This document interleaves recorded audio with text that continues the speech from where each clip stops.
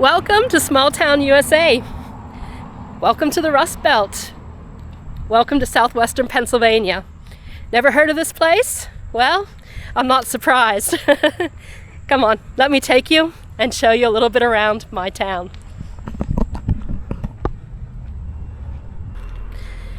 So what's it like living in small town USA?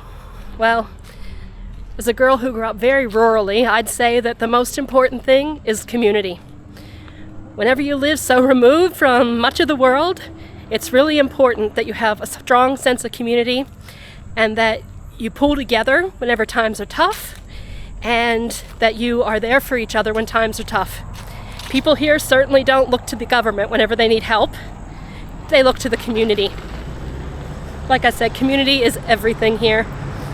You know, if your house burns down or if you're in an accident, the community's going to come together. They're going to do fundraising. They're going to try their best to make sure that they help you in any way you can. So even though it's a poor place and maybe people don't have a lot of money, and whenever those types of calamities happen, it might feel like the end of the world, one thing you know, coming from a place like this, is that you're not alone. And I think that that's the one thing I miss living in cities, living in other places. I miss this close sense of community that you get in small town USA.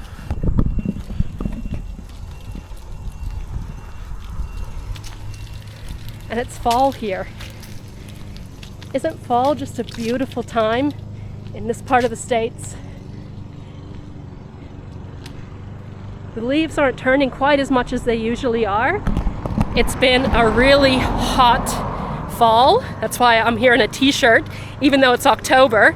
Like growing up, this would never happen. Must be climate change. But anyway, it's been really hot and really dry. So the leaves aren't quite as spectacular as they usually are, but it's still a beautiful time, and it's a great time to be out walking around, showing you guys this little town. Now there's not a lot to show, to be honest, but it's a really special place for me, and I really want to do a good job with this video, which might sound silly because there's not much to show, but this is my hometown. This is a really important place for me. And even though I left it long ago, and I know that was the right decision, it's still a place that part of my heart is always gonna be. It used to be so different whenever I was a kid. The town had about 1,000 people and it was bustling. So much going on. I lived actually out in the countryside, and you know, we'd come to town and it was so exciting to come here, you know. You had Peck's, which was a restaurant, a dairy actually. They had penny candy, things like that. You had Trimble's, which was the grocery store. You had a hardware store, barber shop, pharmacy, all those types of things. And as a kid who lived out in the country, this felt like an exciting place to come. But as you can see, not much of that's left. Only in my memories and in the memories of a lot of older folks here in this town. But you know, that's life, and this is what happens in these small Rust Belt towns. They were built whenever industry was booming. They had so much potential. You know, here's the train tracks. The train used to stop here so people going to the steel mills and the coal mines could get on the train. Right there was also a bus stop. People could jump on the bus and go to those same mines, those same steel mills. And there was also industry right here in the town. You know, there were lots of shops as well, lots of businesses, lots of things going on, lots of ways to make a living. But, you know, as time has gone on, those things have kind of finished, and it makes it hard. It makes it hard for people. So the population here is aging, you could say that. And it's gone from a high of maybe 1,000 people in its heyday, now down to about 600 people still live here. I think that the biggest nail in the coffin was whenever the local high school shut down. Now, if you want to send your high school kid to school, they've got to take about an hour's bus ride to get there. And that's just not what most people want to do. So have your kids 2 hours a day on a bus just to go to school. So whenever I looked at the census information, it looked like that was about the time everyone started to leave. Whenever they started talking about shutting the school, and then whenever the school shut down. So, across the road, that is the Unimart. It used to be the place to hang out. Right now, you can't even get gas there, even though you can see how much gas cost a few months ago. It actually doesn't have gas anymore. So you've got to drive about 20 minutes in either direction to get gas. There's not even a gas station. Whenever I was a kid, there were about 3 gas stations here in town. Also, this local bank closed. Now, there's a smaller building right over there. That's the local bank, and there is one pizza place there. So there's a place you can get pizza. There used to be a couple of those in town too, but now there's just the one. That said, even though a lot of people have left, there's not a lot of industry anymore, I still find it a super cute little town.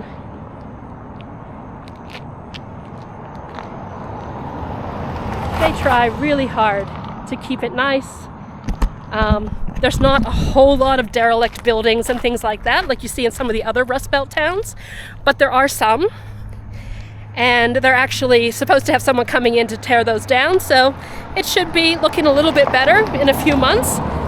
They actually brought in the equipment, but it's been raining a bit, so they haven't gotten around to tearing those things down yet. And here, right in front of me, this is the one restaurant in town. It used to be called the Coffee Cup, but now I just see it says restaurant, so I'm not sure if the same people own it. Okay, closed by 3 o'clock, but it's a nice little restaurant.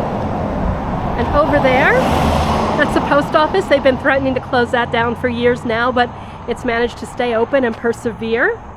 And over here, this is quite interesting because we have a lot of Amish living around here, and about once a month, they stop in, they bring their produce, and they have a little farmer's market there.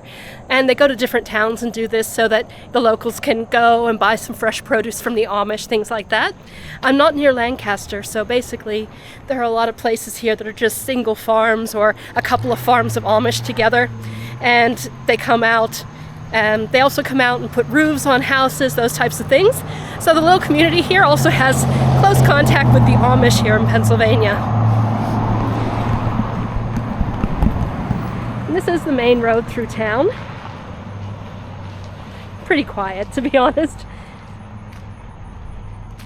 And this road leads straight to Ligonier, which is a beautiful little town. Quite a lot richer than this one. Mellons and some of the other richer families in Pennsylvania keep that town looking really nice. There's the Mellon Trust. That takes care of like the big library in Ligonier, the town hall, places like that. So maybe I'll take you there, but maybe I'll take you to some other towns here in the Rust Belt. There's a great amount of history here. You know, this town here used to be filled with people who were in the coal mines and who were in the steel mills, but also some of the oldest iron furnaces in the United States are right down the road.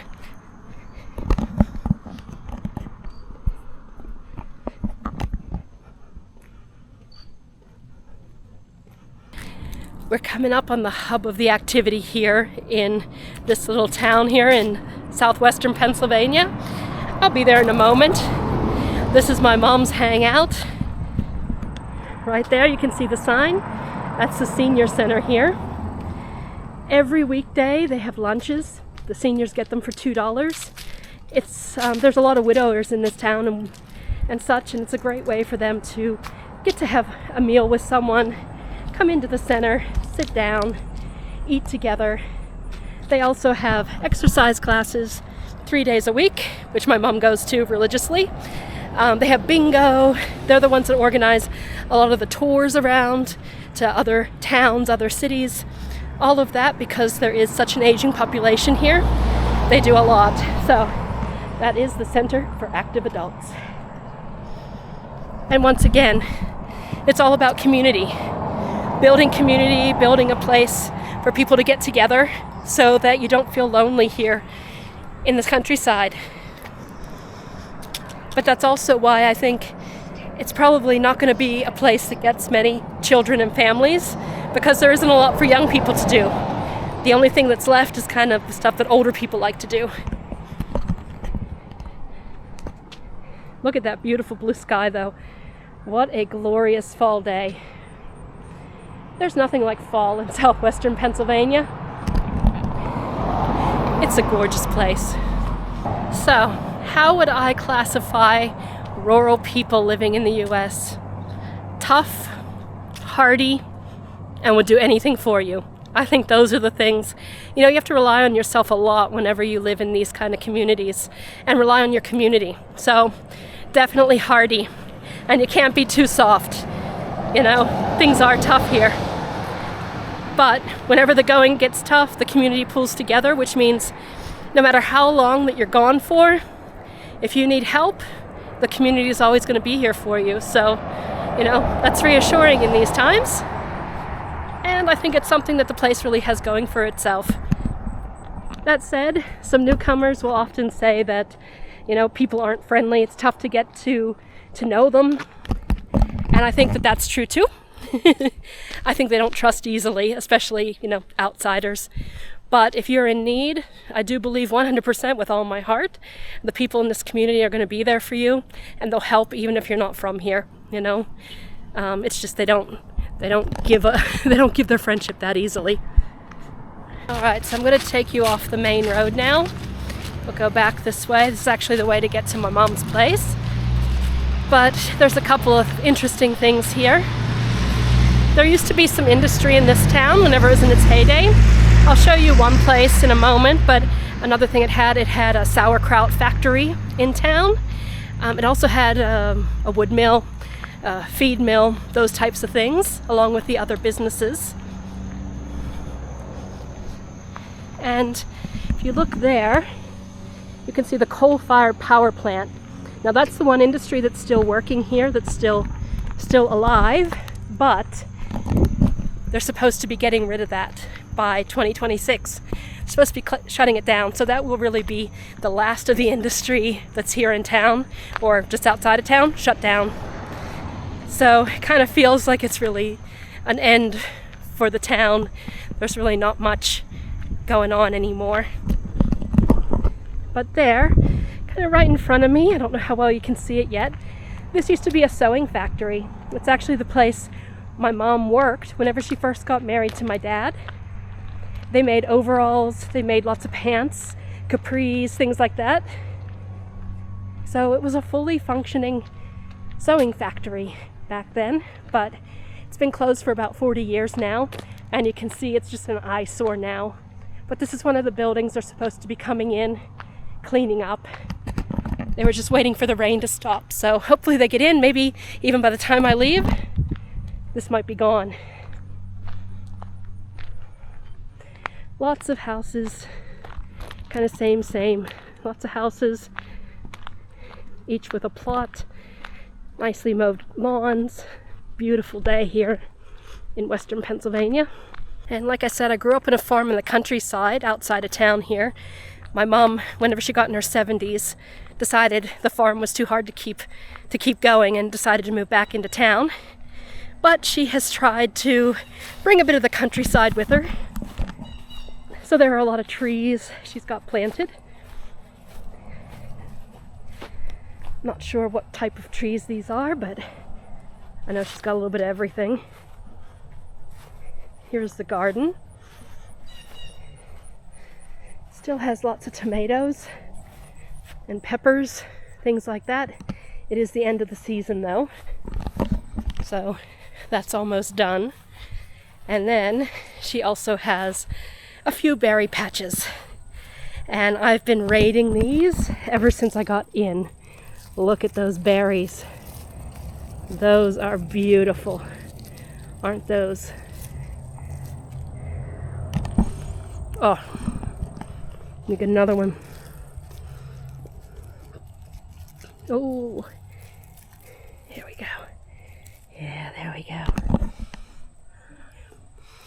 Delicious. Can't get a lot of berries in Vietnam, so I've been totally enjoying this berry patch since I've been here. Absolutely. It's the end of the season. but there is still enough to enjoy. Oh, so good. Well, I hope you like this look at my little town.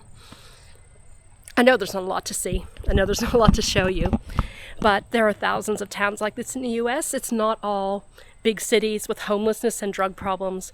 It's also not all shiny Hollywood things. There's a lot of small towns with hardworking people who relied on industry that's kind of gone by the wayside, and they're just kind of, limping along. That said, they're filled with good people. They're filled with interesting stories, and I hope you've liked this little look. Now, I'm going to be going to a few other places here in the area, so I want to show you some of the history. There's a lot of history in this place, a lot of things you wouldn't suspect. So I'm not sure if it's going to go on this vlog or if it's going to be a separate vlog, but I want to show you some of the points of interest. If you're ever planning a trip to southwestern Pennsylvania, I might give you some ideas of where to come to. Anyway, I hope you've enjoyed it. We're Girls on the Loose. Catch you next time.